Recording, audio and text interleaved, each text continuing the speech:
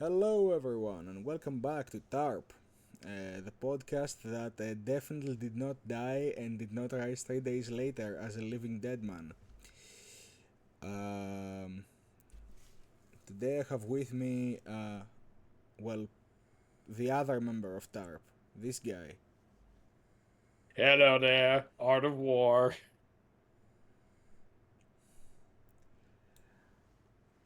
I am fairly certain I'm picking you up way too high on the decibel range here, but we're gonna be fine. Um, Basically, what I have realized about our audio issues after a little bit of testing between episodes is that he'll either be too loud or too quiet, and I can never control it anymore. It's up to the gods now. On other news, we Yeah, still don't have an image for art. That should be fine. at this point, you might as well just put like some type of like JPEG gear or cog right there, just like here's art. I'm gonna put a We're load. building him. I'm gonna put a loading bar there, and I'm gonna put like the It's buffer circle. Remember like how old buffer circles used to be so intricate and like unique? oh yeah, and then they just turned it into just a circle. Personally, I like the hourglass. Oh yeah, and then you had MacBook where you had the Mac, which was the beach volleyball just spinning like a windmill. I remember that. Well, that was because Mac couldn't load anything.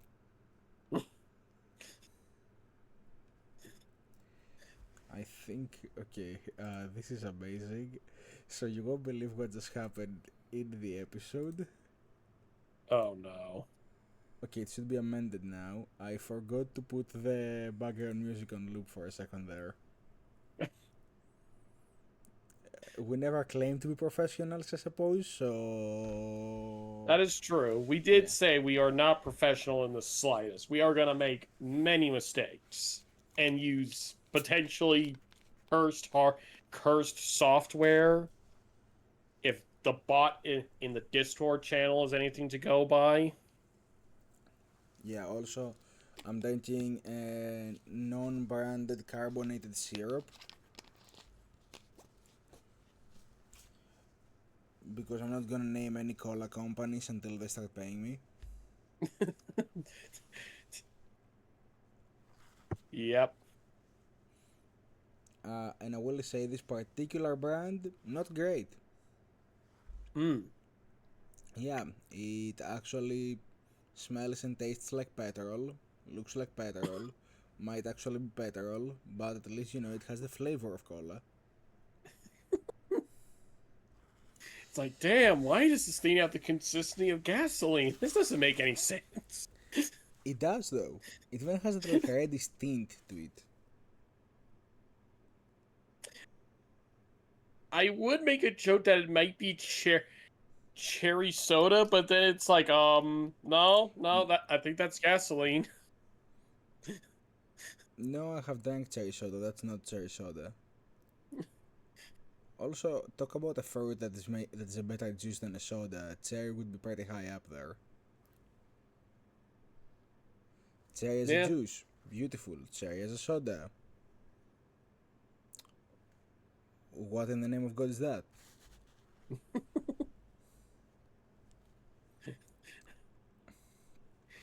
Oranges, Uh. however, completely polar opposite. Orange juice, so and so.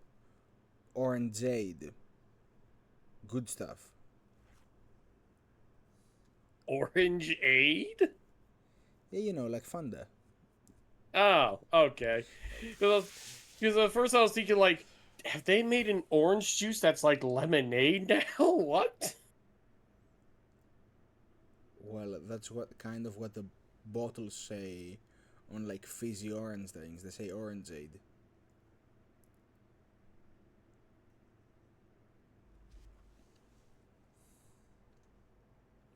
Which, by the way,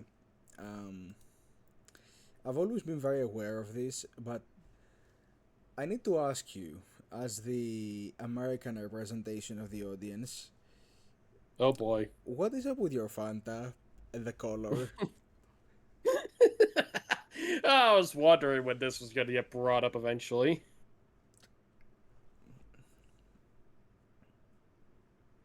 Okay, how do I... Okay, well, the current FDA... Or, wait, what's the group that regulates food? I think it's the FDA. I think it's No, the FDA. I FDA can't is remember. firearms, drugs, and alcohol. Trying to remember who the hell runs the damn No, wait, no, I'm food thinking of crap. the ATF. Never mind. Yeah, I think it's the Yeah, you're FDA. thinking ATF. Yes. Yes, I would love to have my dog die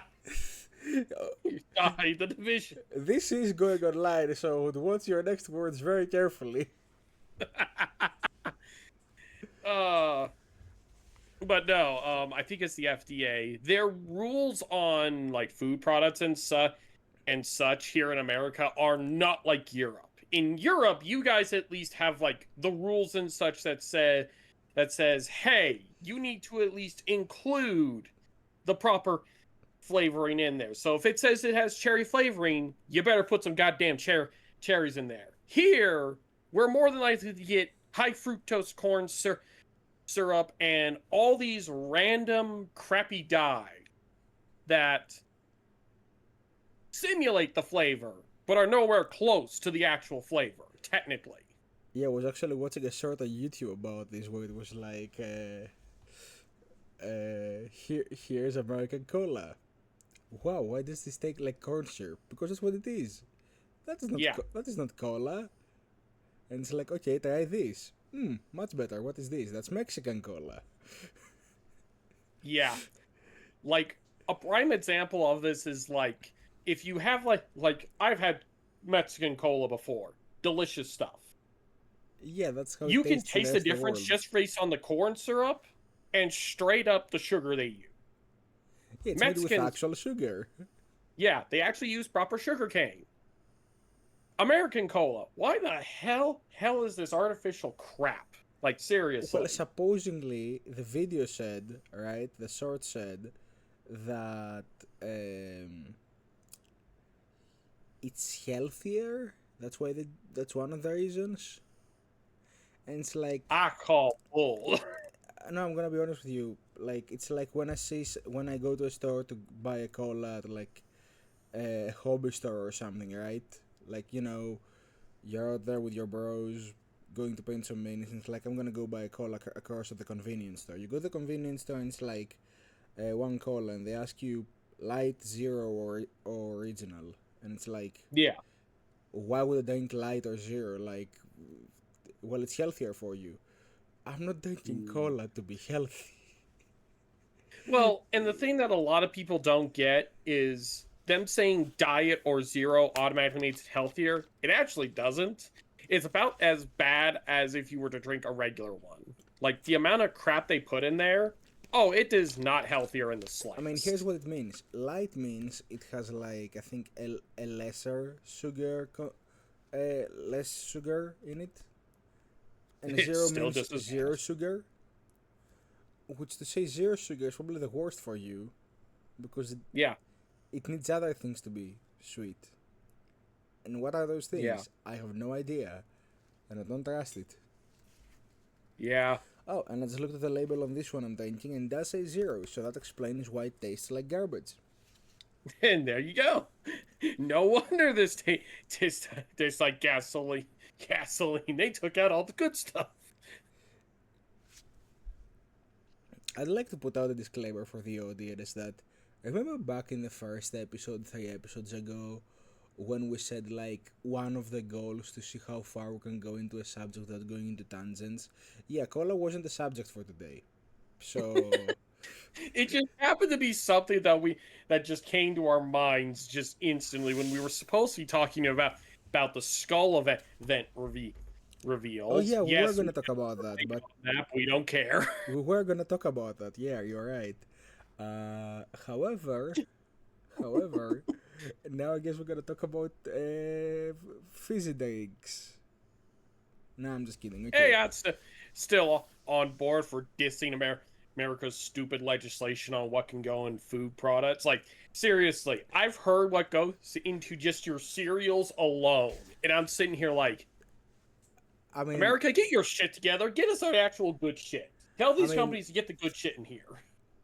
I'm not gonna dox you or anything, but I will say, considering what field you work in, you probably see a lot of those books every day. Oh, I see them all the time, and I, I know how bad they are for your health. yeah, I can imagine you just sitting there like, not finding something better to do with your life, just content with the fact that you're just reading the ingredients on the boxes. At this point, I'm gonna make it a life's goal to try to see if I can memorize the ingredients and be like, oh, I could tell you how bad the frosted flake stuff is. Trust me, you don't want to know. Tony the Tiger is gonna send you straight to the hospital, much like any other tiger. just just just slamming you in the face with diabetes.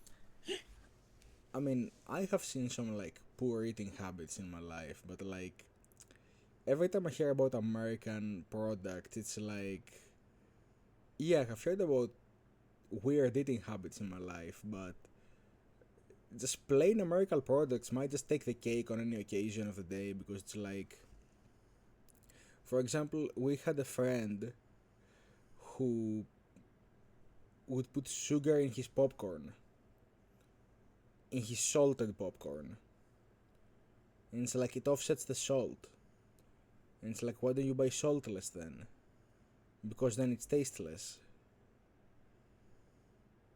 So you want it to be salted, but you also don't want it to feel salted. I'm sorry. When I buy popcorn, I expect it to have a nice salty taste to it. Why the hell are you putting sugar in it? That ruins the whole flavor balance, you moron. I know. Anyway, we're past 10 minutes now, so I guess we can actually speak more freely. Me looking around for the YouTube strike drones about take out my house. So, I guess the closest thing I can describe to like an American food experience is there was this one time where we bought this like oranges from the store, Yeah. and it was like the most suspicious like b- carton of oranges I've ever fucking seen in my life. Like seriously, to describe to you what it was like, it was a white carton, right? It Uh-huh. had a PNG of some oranges on the front, and above it in black letters, like the letter lineup you will see in memes, basically. It Yep. said orange in all capitals. Huh. It had like expiration dates and all that, but the branding was literally just orange. And then naturally you buy a juice, you go to pour the juice. It was just this pulpless purple, like pulpless purple liquid that tasted so bitter. Like it was so bitter to the point where we had to actually like put literal spoonfuls of sugar, like you would in like teaspoons of sugar in it for it to be drinkable.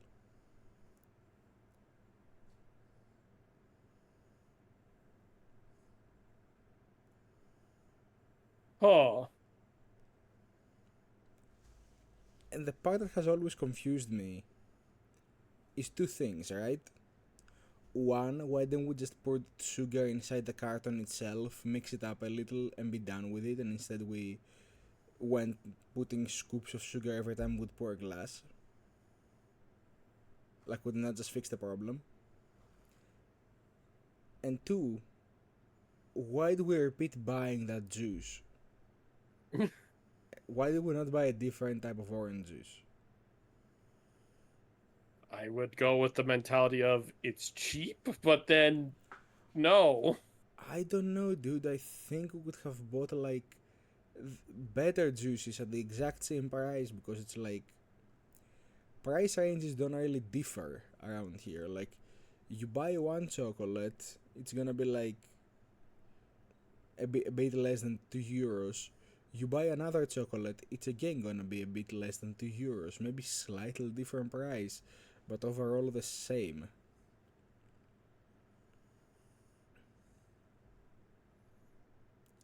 Oh, speaking of, I am now going to declare my next tangent because now that I remembered it, I need to talk about this.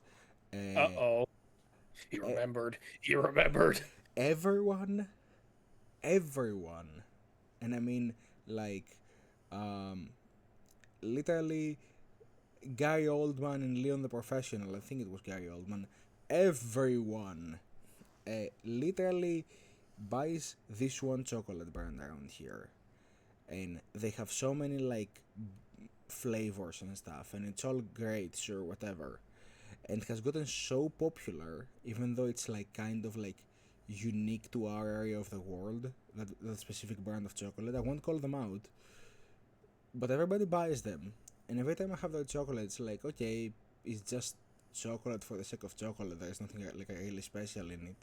Like, yeah, sure, you can get with like cookie dough filling, or nuts, or cherry, or strawberry flavor, or even Oreo flavor.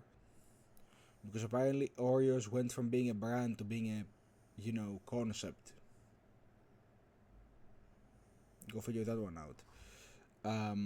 But like, what always made me exceptionally, and I mean exceptionally, uh, seething with rage is how did that chocolate get popular when the one right next to it was Crunch? And I don't know if you ever had a Crunch bar in your life. I don't believe so, no. Well, Crunch is like this chocolate that's basically like it snaps so nicely, and like the way it breaks apart when you bite into it, it has like a very satisfying pop. I don't know what the fuck they do, but that chocolate literally has sound effects. Ah, yes. The sound effect bar.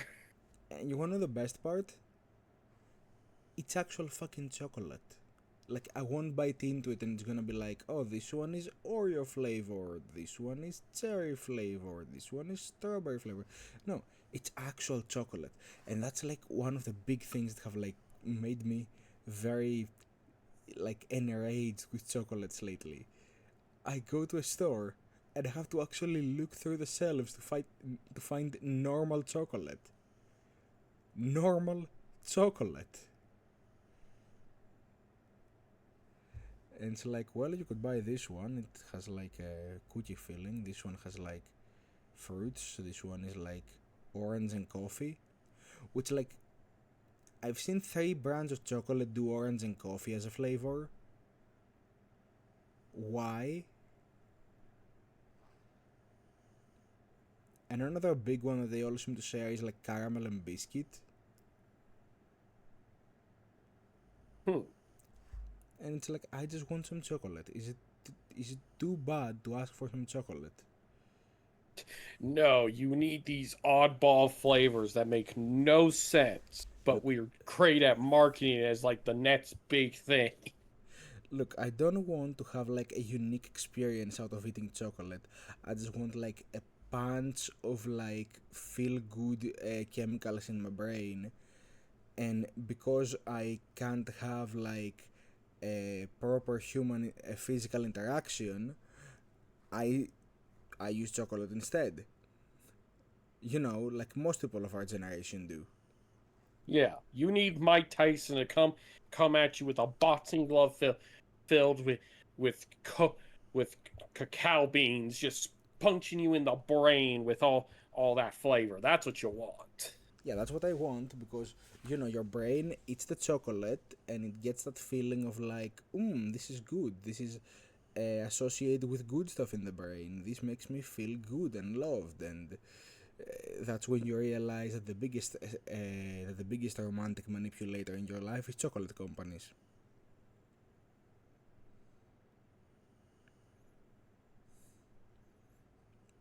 I actually read this Them, study once that technically, them chocolate companies. yeah, no, I mean like really, it's true.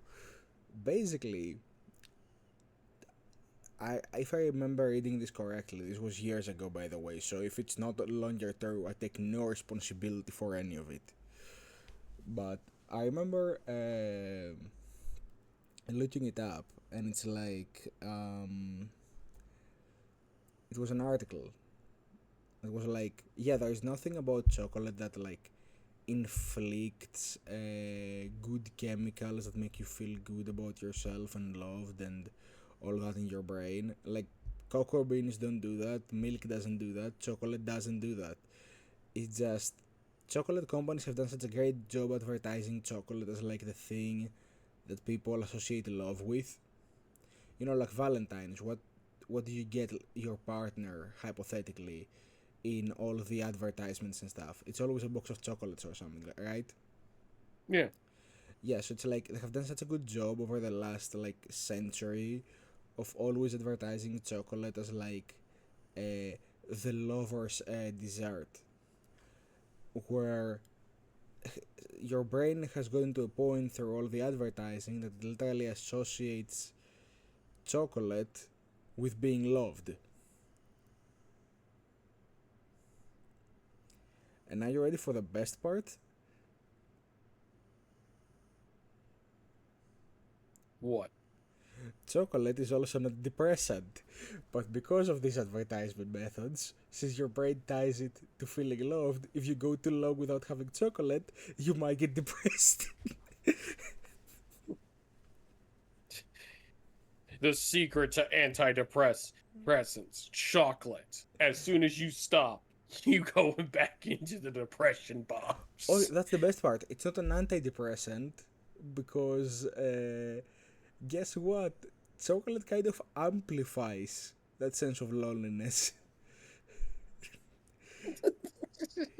It's so good, dude. It's it's like this very innocent thing that had nothing bad going for it, and we the humans went up to it and were like, we're gonna turn you into one of the biggest forms of psychological warfare. We are not sorry for what we're doing. I don't think a lot of the stuff we do is stuff we're sorry for doing, and a lot of it is like super bad. But But um, I mean, it's like if you want to talk about like stuff humanity has done without thinking about the consequences, do you know what was one of the most popular ways to get rid of nuclear waste back in the day? I'm concerned now. Sure. What was it? Put it in a lead-lined metal barrel and toss it in the sea. Oh, yeah, that whole issue. Yeah, like I understand the lead-lined barrel will not let the radiation escape. However, the barrel is not sturdy enough to survive, or I don't know, hitting a coral reef on the way down. And you have nuclear waste going everywhere. Well, I mean, they at least try. I mean, you know what? I'm just gonna say it. Maybe we weren't meant to invent the atom. Who knows? Sorry, to invent our theory on the existence of the atom. We did not invent the atom. The atom exists without us. Yep. But yeah, maybe we're not meant to invent all that stuff. But we're here now, so if the ship's sinking, I guess we're sinking with it.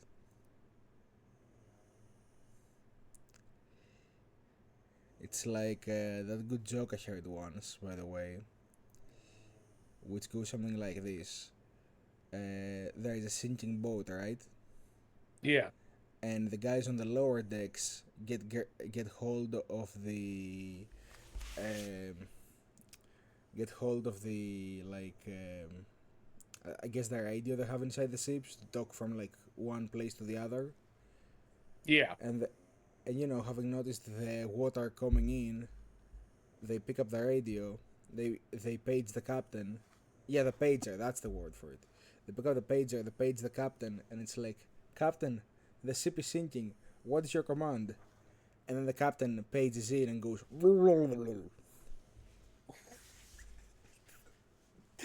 Well,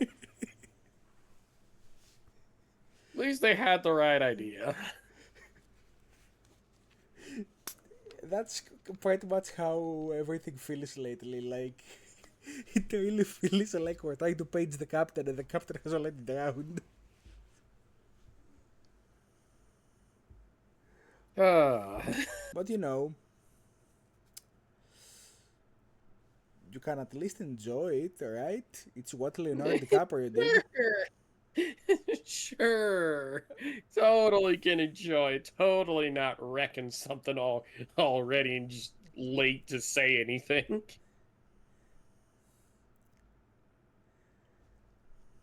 Look, all I'm saying is, at least some people got on the life rafts, right? Who knows? The problem is, you know, it's like not to get. I'm not gonna get political, of course, on the fourth episode, but the problem is, if the ship is sinking, then I really hope that like, and when I mean ship, I mean the, you know, the whole like, what has humanity brought upon itself ship. I'm not talking Yeah. about politics or the environment here. I'm talking uniquely about the human condition. Uh, it's very funny because it's not really just a ship; it's a whole armada, and we're each individually piloting it. So at any point, any of us could have done anything to help, but the, any of us could have made a better decision, like made things better for the others too. But like, Yeah. Yeah.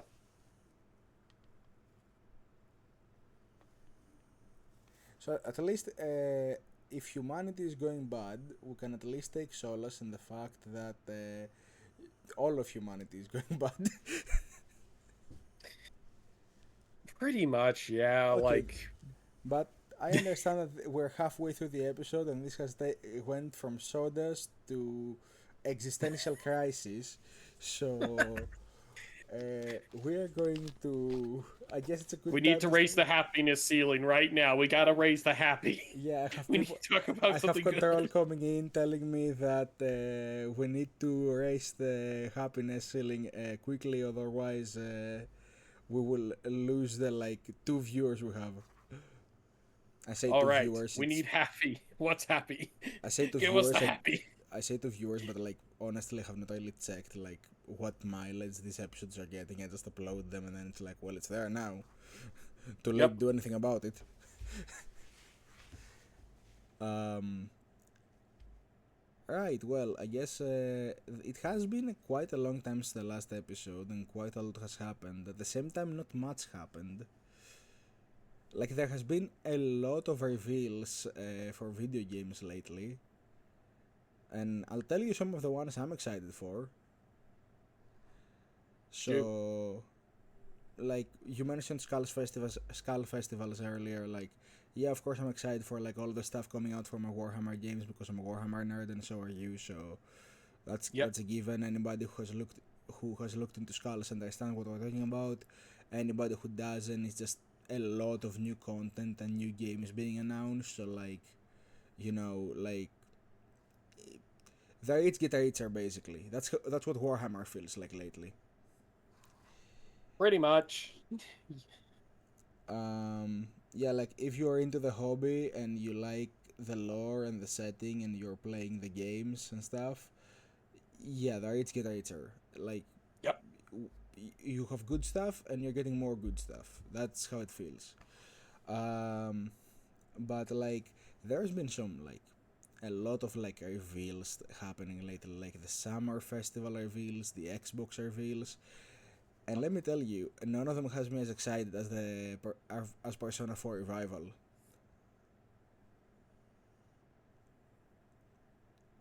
Like, let me be I'm real gonna with have you. to. Sorry,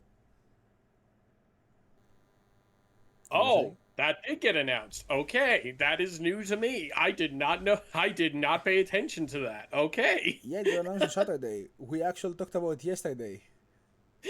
You were My there. brain just completely forgot about it, to be fair. I thought we were talking about like some hypothetical at first. Oh no, So no, this is like it is. reality check. It's real and it has new graphics and everything, and it's like really good. So I will say this: I've seen the entirety of Persona 3 storyline. I tried to watch the entirety of Persona 5 storyline. It did not amuse me. But Persona 4 is the only one I actually got so interested in that I played it back in the day. And I'm so interested to just play it again. And I look very much forward to like all the stuff they're gonna do with their revival, all the new stuff they're going to add. It's all gonna be so much fun. And then I remember also from us talking yesterday that you are also very excited for the Gears remaster. Yes, I'm excited for Gears of War to finally one come back to PC PC, but then two to be on multiple platforms. No longer locked to Xbox. I know, Yes, slap in the face to the Xbox mains, but at this point there's like only like five of them, and they're pretty much playing Game Pass. Let's be I honest. mean to be fair, Xbox is also like opting out of being a console and more being another platform for Steam at this point. So I think even Yeah. the Xbox sheds are basically part of the PC community at this point. They solved the console war by joining the PC people. Although I'm just gonna give like quick hot take. This will need to be expanded upon later. I do not agree with. I think Game Pass is one of their stupidest ideas. I'll just leave it at that I because think that just takes a whole lot of explanation as to why I think that. I just don't like subscription models. Like in general, it's Yeah, different when you do it for like a service like a TV channel, right? Like Netflix or something. yeah. It's different when you do it for like I don't know. Do you remember like Blockbuster subscriptions back in the day? Oh yeah, I remember Blockbuster. I Okay, remember them subscriptions. yeah, we had Blockbuster here too. It was kind of big, honestly. Yep. There was only one reason why it drowned here because all the people who would own the Blockbuster, they would basically rip the CDs and make Oh, like cheap copies, and then they'd be like, "Yeah, I can sell you this one for, I can rent you this for a price, or I can sell you this for like half the price." yep. And basically, the company was making nothing, but the guys working the counter were making like all the money Yeah. by under the counter stuff. And you know, back in those days, like it's like what about what like 2005, 2006. People don't really care about having like, you know, oh, I want to have the like CD box and everything. Yeah, nobody I think really cared about that back then. It was like, oh yeah, I got the CD. Let's go slap it into the PlayStation and watch a movie. Yeah, pretty much. Because I remember the time, I it occurred to me that earlier this week I was like, well, not earlier this week, earlier a few weeks ago, I had a conversation with a friend where it was like, he was like, I need to find a CD player, and I'm like, well, I do have one. If you want me to like lend it to you, and it's like, oh, that'd be nice. And I'm like, but wait, don't you have like a PlayStation 5? And he's like, yeah. And I'm like, can't you just play movies through that? And it's like, oh, PlayStation hasn't had a media player for a few generations now. And I'm sitting there like, what? Yeah. That's kind of the sad thing is like I remember, what was it? PS3, I think, was the last generation they actually had like a dedicated media player. After that, unless you're connected to the internet, no media player, period. Huh. Like you cannot play it. Yeah, I don't know why. When it's like when you look back all the way to the PlayStation 2, where like the big thing about it was you could play not only games but movies. Yeah, I was about to And it's say. like, I mean, one movie that I know you and I loved hell and back, Kingdom of Heaven. yeah, Amazing movie. The first time I ever saw it was in a PlayStation 2, yeah. in one of those like old box TVs. And like, yeah, like, why would they do away with that feature?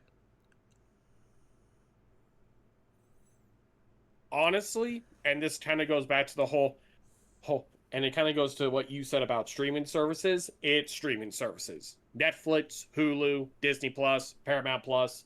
Because all that started becoming extremely popular, people just stopped buying DVD discs entirely. Well, So it's like, here's we're the thing that. though, right? Here's the thing with that, like the big problem. If you ever stop the service, you lose all that media immediately. Oh yeah, big Imme- time. like that's one of the things why I liked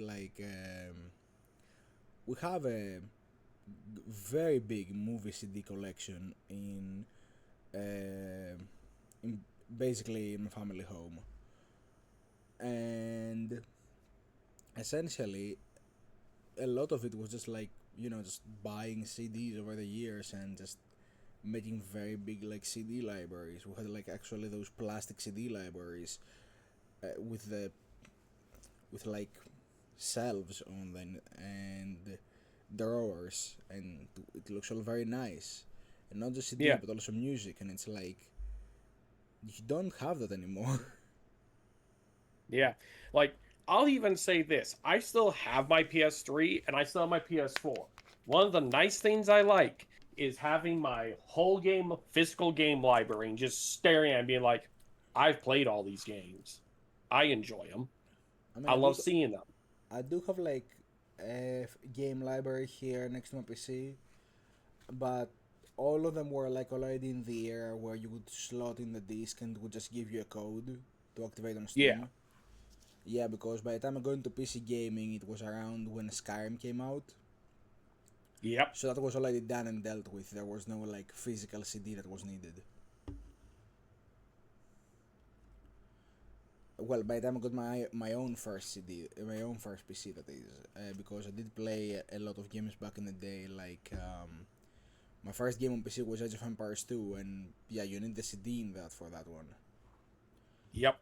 Though there was that beautiful moment somewhere between the completely digital conversion and the CD era, where you had the CD that activated the key, but the key wasn't like unique, so you could put in the CD, download the game, install it, and then you could send the CD to your friend. You could play the game without the disc, and they could also install it. And like, I remember that's how Age of Empires 3 worked, right?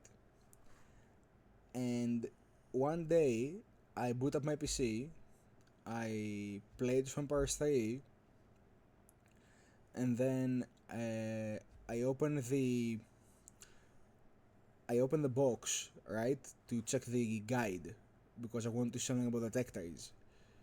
Because we didn't have I didn't have like the wikis and everything mapped out yet. Hell, the internet was something like I rarely went on at the time. Back when Age of Empires 3 came out. Um, and I noticed the CD is still inside the box, right? Yeah. And there's a moment where I have like this moment of like, wait, how am I playing without the CD? So I open the CD thing on my computer. I see it's empty. I close it again.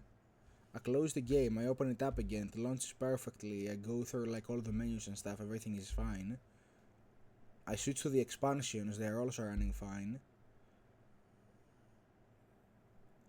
Yeah, I'm not gonna lie to you. Over the next week, that CD was installed in like 11 different houses. because I basically told my friends like, yeah, you can just install it without the CD.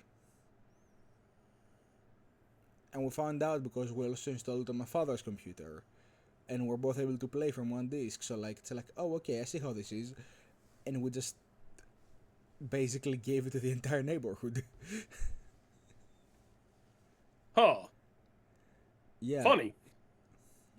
I mean that was the first and like only time we had a PC LAN party, when basically me and a bunch of friends like all brought our laptops to one place and just played a big like 7 people map in Age of Empires 3. That was like my first experience of like a LAN party basically. And of God, course, I can remember LAN parties. oh, I mean, the biggest LAN party we ever did was actually kind of a flop. Oh, really? Yeah, it was in during the end of high school. Like at the time, the internet is everywhere. We have everything, but it's like, yeah, let's go make a LAN party. Basically, that was the idea. Yeah. Just let's just go to a LAN party, and it's like 5 guys inside the house.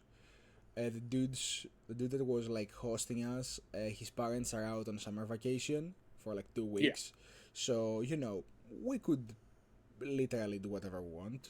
We were still very polite about it, just but the domain was ours.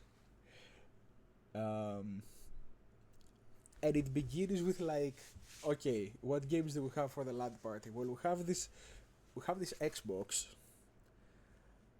and Reaper has never used an Xbox controller before, so he's not gonna learn now. So basically, the dude literally went upstairs and plugged his keyboard and mouse from his computer, and plugged it into the Xbox so I could play keyboard and mouse while everybody else was using wireless controllers. Nice. Nice. Yeah, because I was like, yeah, I'm not learning how to use I'm not learning how to use a Xbox gamepad today. That, and because I have like very like big fingers, every time I held a controller in my life, it was always like this diminutive, very like small thing. Like my thumbs alone could take up 3 buttons very easily. That being Oh said, no. that's why I was really good at fighting games, because it was like, oh, for this combo you need to press like 5 buttons together, and it's like, oh, okay, just thumb it. I never had to do claw grips or anything like that. That's one of the best parts.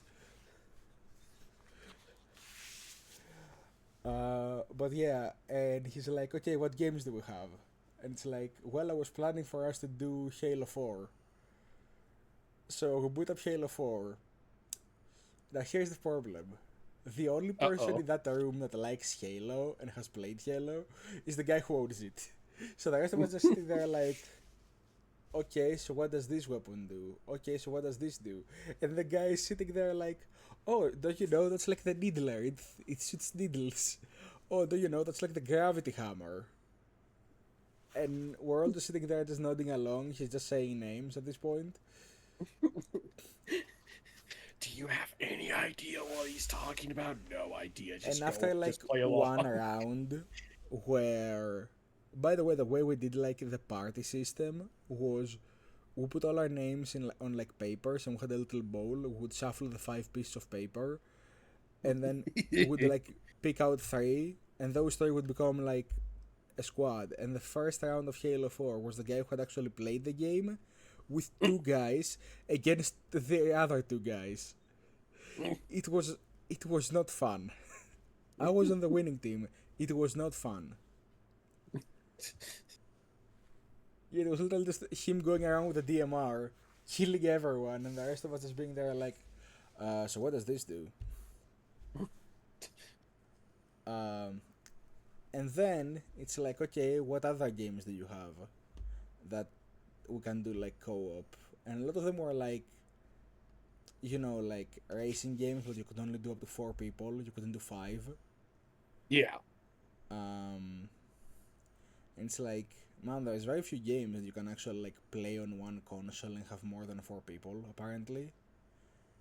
And then out of nowhere, I spot a very familiar artwork on a box in his library. Uh-oh. And I pull it and go, this. And that was like the old, the genuine gold, the miracle of of gaming that was the original Modern Warfare 2. Uh-oh. And that was the Uh-oh. next like 5 hours of our lives basically. Ah, yes. On a 5-person split screen playing Modern Warfare 2 on a big TV. Ah, yes. The glory that is high rise, where you can wall climb up to the very top and just snipe everyone. No one is stopping you the moment you're up there. I mean, high rise with the AOP and akimbo revolvers, Yep. and what you do is at the end of the round you just jump off to your death, Uh. or like playing in the favela or whatever it was called. You know that map? Yep, I do vaguely remember that one. The hijinks that would ensue. Favela with akimbo P90 and just getting buzz kill every 3 seconds. Meanwhile, everyone's just yelling at you, "What the hell, man? What the?"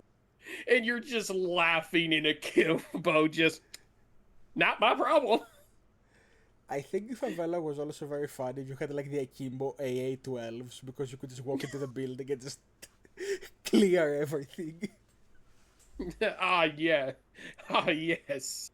The breach it clear. Is there any survivors? What survivors? Survivors, you sent me in with a Kimbos. What did you expect would happen?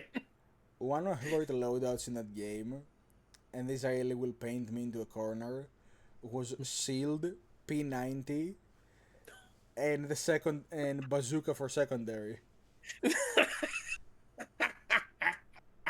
It's really as toxic as you can get, really, let's be honest. Yes. Glorious.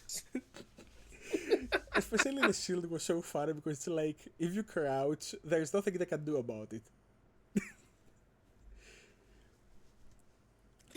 That is true. Like to anyone listening to this, back in the old days of Call of Duty, when Call of Duty was fun. Yes, I am calling out modern COD as being unfun as all can be. I don't think you're I am making a not. hot take. I don't think that's a hot take. It is not a hot take. It is fact.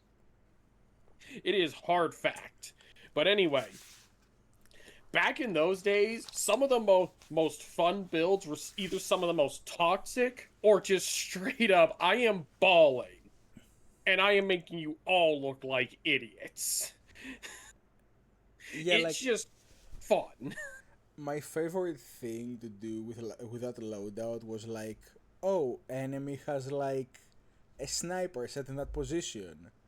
Okay, I'm going to like run into a side where they can't see me, take out the bazooka, and just delete that position.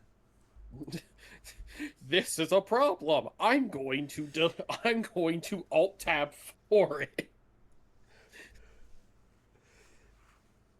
I think one of the best parts about like, and here's the thing, I had the privilege of playing Modern Warfare 2 online for a long time with the old Modern Warfare. Uh-oh.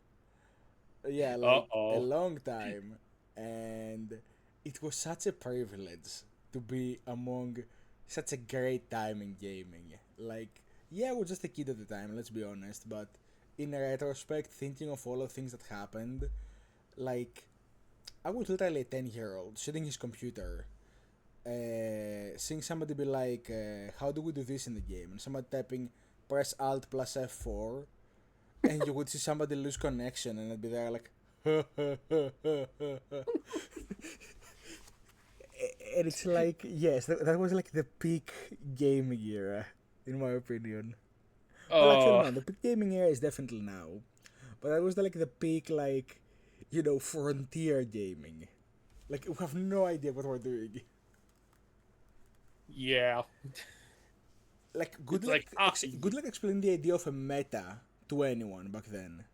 Like go to a pre-League of Legends world and explain the idea of a meta. honest honestly, I'm glad I got to experience those days because it's like, yes, meta. I mean, that's the No thing. one gives a rat's about it. Let's just have some fun. Yeah, that's like one of the big things. Like I can pinpoint to you from experience that nobody was really like discussing tactics or picks before League came out. And I never got into League, but like I had like basically all of my friends were into League, Yeah. and it's like, yeah, nobody was really talking about like tactics before League, which in retrospect, to give credit where credit is due, I guess we can thank League for the fact that like gaming has kind of evolved from just buzz shooting everything to having a lot more nuanced mechanics, because players start developing more nuanced psychologies and mentalities in games. Yeah, And I'm not saying League that is is like true. the sole proprietor of that. No, I'm just saying League did a lot of that. Yeah.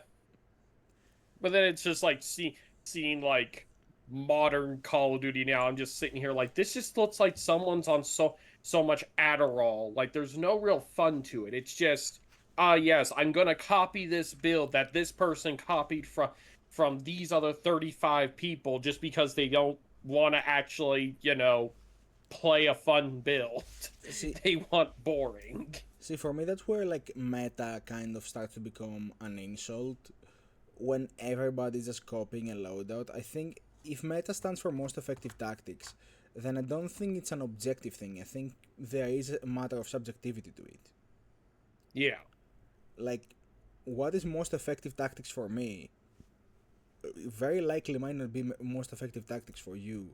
And that's like one thing I always tell my friends when like they ask me for advice in like how to build a character in a game or something like that, or whether they should play a class or a weapon. I'm like, yeah, this is what I think on it, but I don't know what your experience with it might be like. I can tell you like some of the things I consider good, and you can test them out and see. But from there, it's up to you to like figure out how to tweak it, because that's what I've always done ever since like those who know me a little bit better, like those who have been around the Seripar channel for like a longer time and for some reason are still watching, they might remember a lot of the like Payday 2 build videos, which, to be fair, those were some of the like most viewed videos and there were like the most subscribers into the channel back in the day. So, Yeah. which not to say a lot, but you know, like from 30 people, 20 came from those videos. So, as a percentile, that is a lot. Oh yeah. So, like, people might remember that I actually dip my toes in like building in video games a lot, and I don't just mean Minecraft. I mean like, you know, creating builds and stuff. And a lot of people still to this day ask me about games and stuff. And Art knows that very well.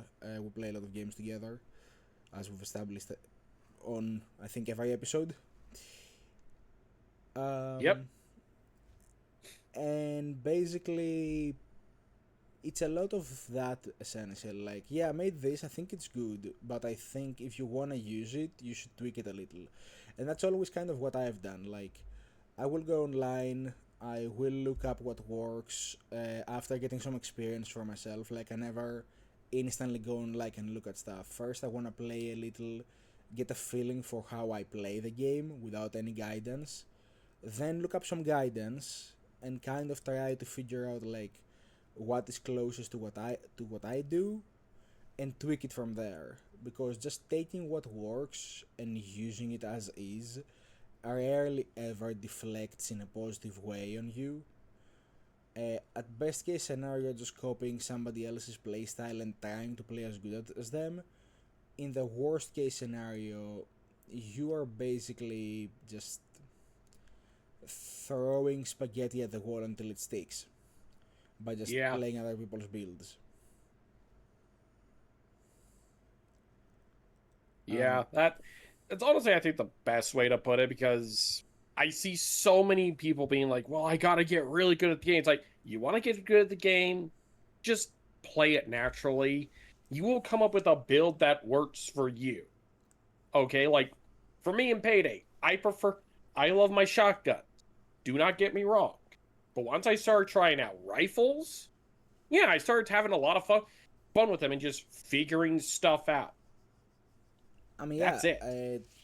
To bring another example, back in the days when I was playing Overwatch, like 2016, 2017 era, back when it came out, um, there was a lot of just me picking whatever and playing whatever wasn't in the team, like flex maining, Yeah. because I just had figured out a certain pattern with which I can work. Like, oh, if I'm playing a support, this is how I'm gonna tackle it. If I'm playing tank, this is how I'm gonna tackle it. It wasn't like a specific like, oh, I need to have all this stuff memorized and know all these things. And it was like, I know a few tricks about its character to play them confidently, and I know enough about like basically the weaknesses and resistances of its character to like be able to maneuver around a match without having much trouble no matter who I'm playing.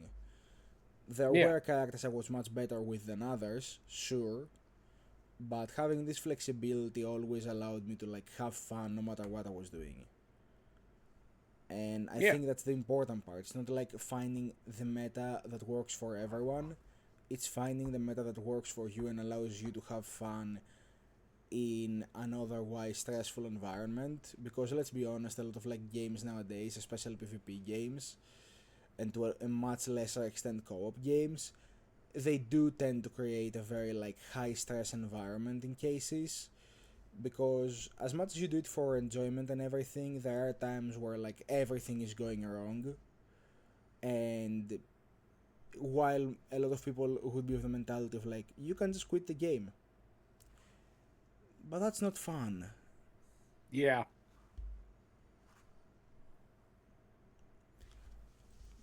It really isn't. Like, I want to enjoy the game. Why would I quit? Yeah, I guess that being said, it really just comes down to like preference in the end of the day.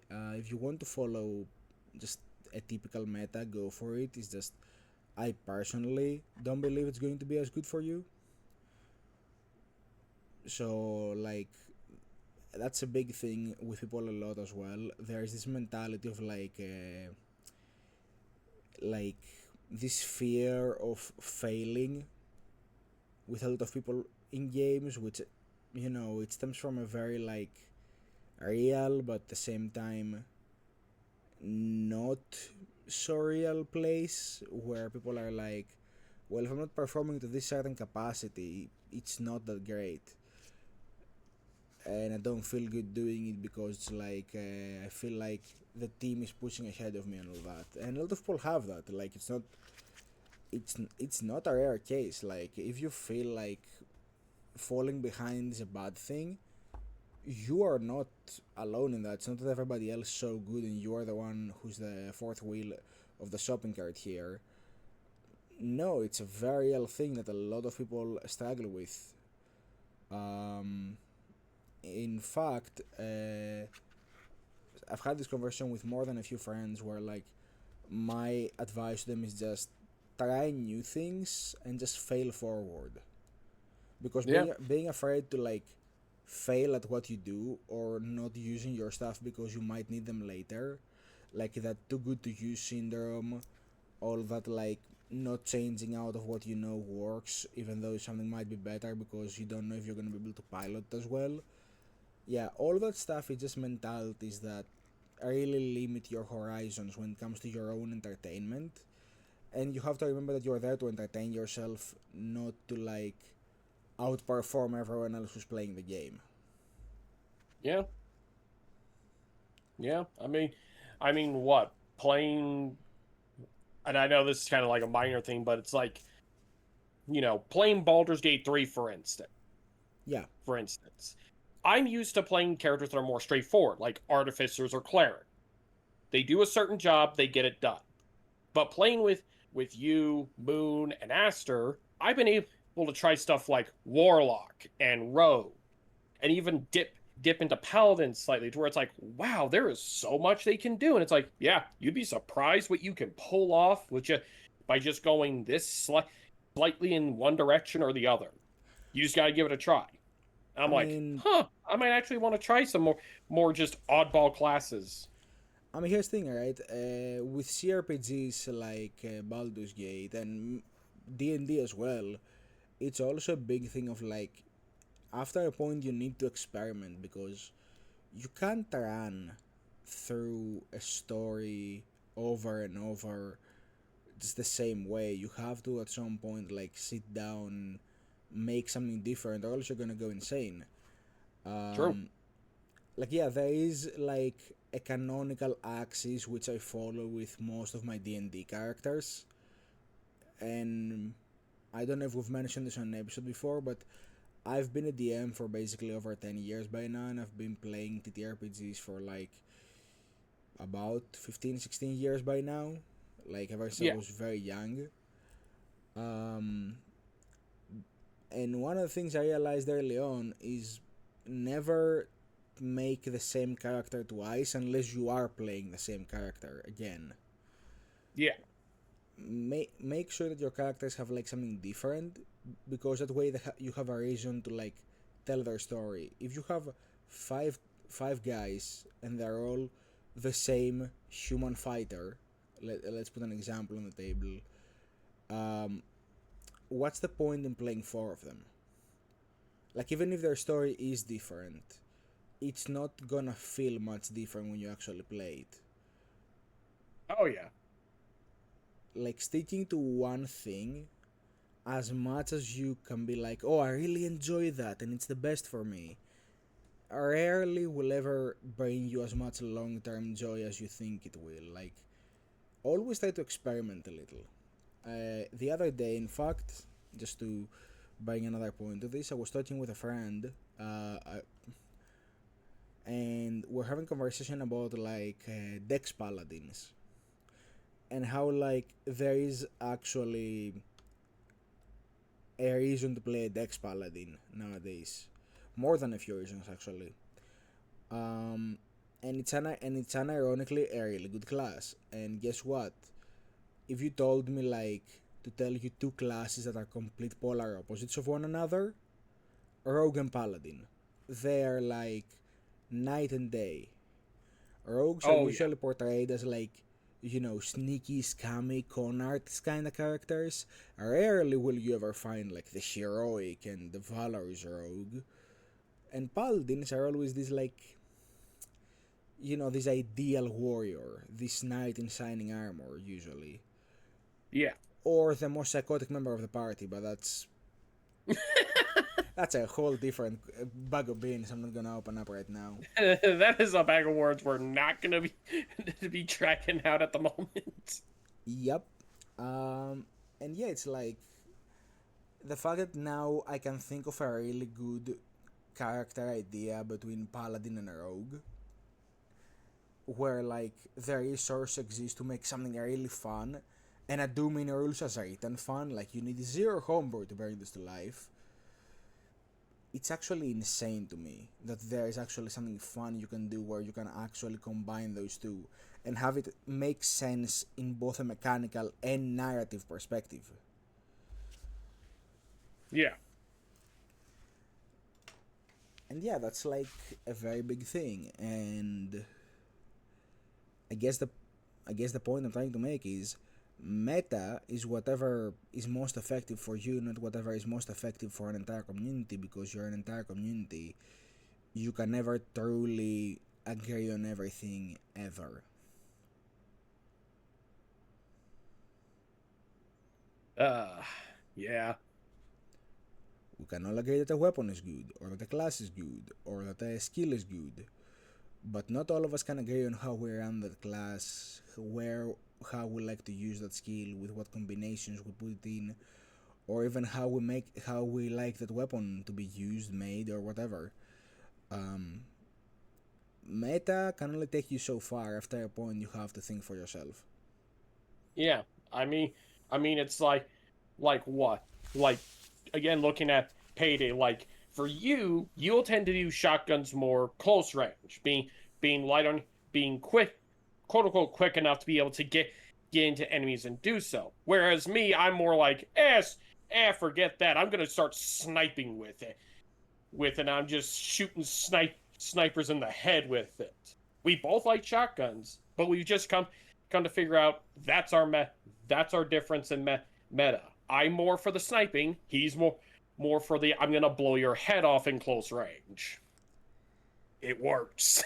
You look. It's not my fault that the most effective upgrade to a hammer is removing the hammerhead and make it fire a lot of small hammers out the top. Shot hammerhead. I mean, actually, it was one of my favorite weapons in Killing Floor, by the way.